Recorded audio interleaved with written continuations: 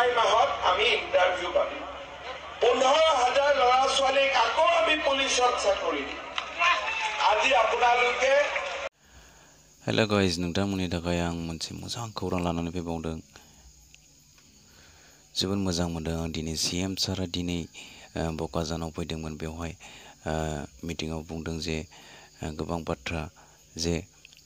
गोबां आसनि लोगोसे आसाम सरकारनि साकरिफोर बेफोरबायदि बाथ्राखौ दिनै बिथां सीएम सारा दिनै मिटिंआव बुंनो थांदों 50,000 रिक्रुटमेन्ट जागोन जुलाइआव फैबाय थानाय आरो बारा दिन गैला 2 माहाल'सै बे जुलाइ माहायावनो 50,000 रिक्रुटमेन्ट जागोन 50,000नि गेजेरावनो थागोन बे आसाम पुलिसनि रिक्रुटमेन्ट 15,000 रिक्रुटमेन्टआबो थागोन बे 50,000नि गेजेरावनो जोबोद मोजां खौरां आसाम पुलिसआ अनलि 5,565 पस्टल' जानानै थायाखै जुलाई माहायाव एकेबारे 15,000 आसाम पुलिस रिक्रुटमेन्ट जागोन बे बाथ्राखौ एसे सिगाङावल'सो बुंलांबाय सीएम बिथाङा आरो बे बिथांनि बिबुंथिखौ आंबो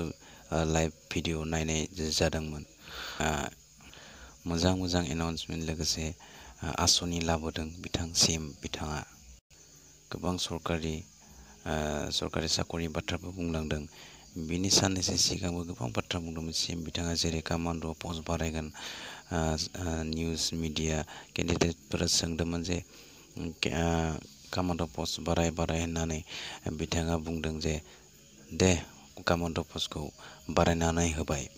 बेफोरबायदि बाथ्राखौ बुंदोंमोन बिथां सीएम सारा थिग बेबायदिनो आसाम पुलिसनि पस्टखौबो बारायगोन होननानै सोंनाय जादोंमोन केन्डिडेटसफोरा बेफोरबायदि बुंनायाव बिथां सीएम सारा आसाम पुलिसखौबो बारायनानै होबाय दे होननानै बिथां सीएम सारा अर्थात मामाया बुंदों आरो लोगोसे बुंदों एडमिट कार्ड माब्ला होगोन होनना सोंनायाव केन्डिडेटसफोरा सोंनायाव बुंदों जे जुलाइ माहायाव होगोन होननानै बिथां मामायानो बुंदों आरो बुंदों जे एसे रिजार्भेसन नांगौ होनना बुंनायाव बिथां सीएम सारा मैयाल'सो बुंना थांदों जे 10 नाम्बार एक्सट्रा होनाय जागोन होनना बुंदों जायनि न'खराव जे साकरि बा जब मावनाय गैया बेफोरबायदि गोरिब गुन्द्रानि न'खराव जायफोर केन्डिडेटसा आसाम पुलिस फोराव जइन जागोन बेफोराव 10 नाम्बार बारा होगोन होननानै थिरांथा लादों आसाम पुलिसआ गल्डेन चान्स एबार सुबिदानि सायाव सुबिदा फैदों सुबिदानि सायाव सुबिदा मोजां सुबिदा जानो थांगासिनो दं जुलाइआव 15,000 रिक्रुटमेन्ट जागोन आरो कामान्ड'आवबो जथेस्थ' पस्ट बारिगोन एबिइउआवबो जथेस्थ' पस्ट बारिगोन एबा भेकेन्सि बारिगोन एक्सुवेलि जाबाय होनबाबो भुल गैया सीएम सारआ जि बाथ्रा बुङो खामानिखौ बेफोरबायदिनो थिक थिक मावनायखौ नुनो मोनो 1 लाखनि बाथ्रा बुंदोंमोन जेरैबायदि बुंदोंमोन एरैबायदि मावदों एबार 15,000 पुलिस आसाम पुलिस जागोन बहुतानो सानगोन 15,000 भेकेन्सि मुवा होनोलै होननानै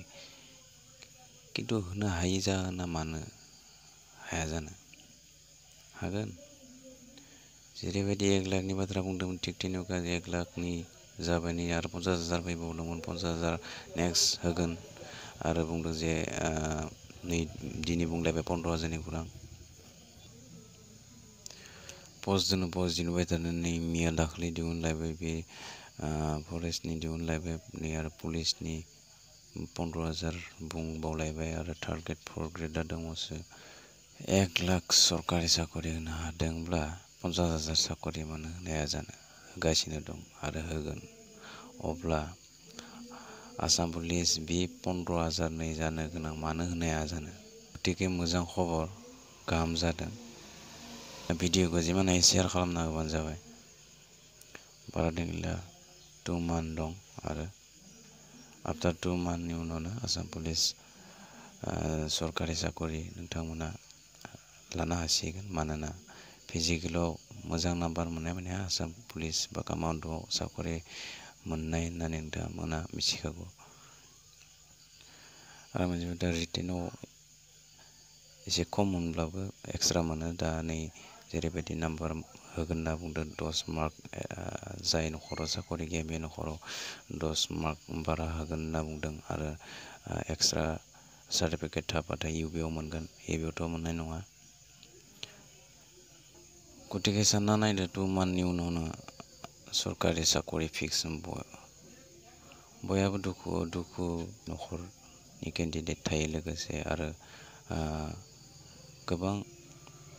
फाखन होबाय थादों सिएम सारा नै 2 मान्थ दं गेजेराव प्रसेसआ बहुत आरो गोदान एड जाबावनो हागौ बेखायनो नोंथांमोना प्रेक्टिस खालामबाय था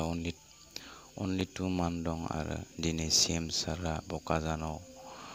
मा बाथ्रा बुंदों भिडिअ क्लिपखौ नोंथाङा नायनानै बुजिना लादो गोजोन्थों চাকৰি পাইছে এতিয়া আমি পুলিচত আকৌ জুলাই মাহত আমি ইন্টাৰভিউ পাম 15,000 ল'ৰা ছোৱালীক আকৌ আমি পুলিচত চাকৰি দিম আজি আপোনালোকে